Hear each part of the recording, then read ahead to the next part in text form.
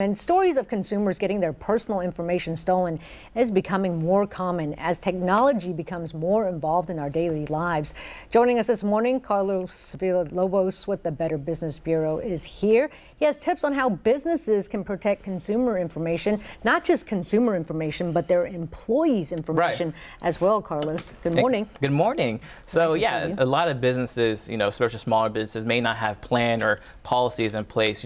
Simple things like if you have Wi-Fi, if you make sure that's password protected. If it's not, it's a lot easier for criminals to get access if there's no password. Sure. If you have firewall technology, make sure that's up to date. If you, make sure you're working with banks and processors to ensure that they're using the up-to-date anti-fraud services. If you have physical copies of any type of personal information, only give access to a certain amount of people. And little things like that you want to keep aware of. Yeah, and so what about a training program? How easy is that? It's, you really just need to come up with a plan, get with upper management and make sure that you implement the plan. It's something as simple as changing your passwords every 3 months and make sure those employee passwords are strong, and make sure if someone's not following that, they're penalized. Or if you get a request from law enforcement requesting information from your employees or customers' information, who do you go to ask that?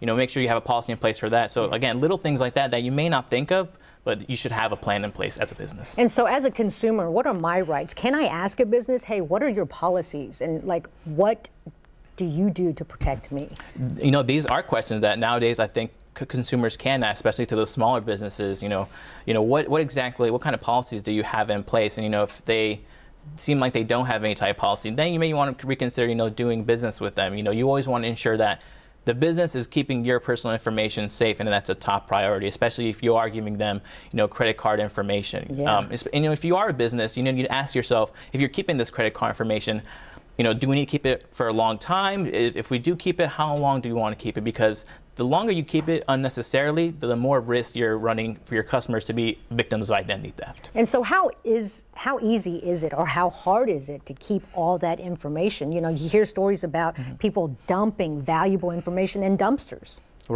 Right. So again, it really just comes up to the business, how long they are keeping that information. And again, is there a recommendation then, or is that just really up to that business? It's really up to that business, because every business is going to be a little different. If it's something, a necessity where you need to keep that credit card information on file, all right, then decide as a business, hey, we're going to keep it, or hey, we are going to keep it, but only for a certain amount of months, because after that we don't need it. So again, these are the questions you need to ask yourself, because your customers' information should be a priority, and reputation is a big thing. Once you lose that reputation from your consumers, it's going to get tough to bring that back. Yeah, because you build, you spend a lifetime building that reputation. Exactly. Get a shredder, Carlos. Get a shredder, yes.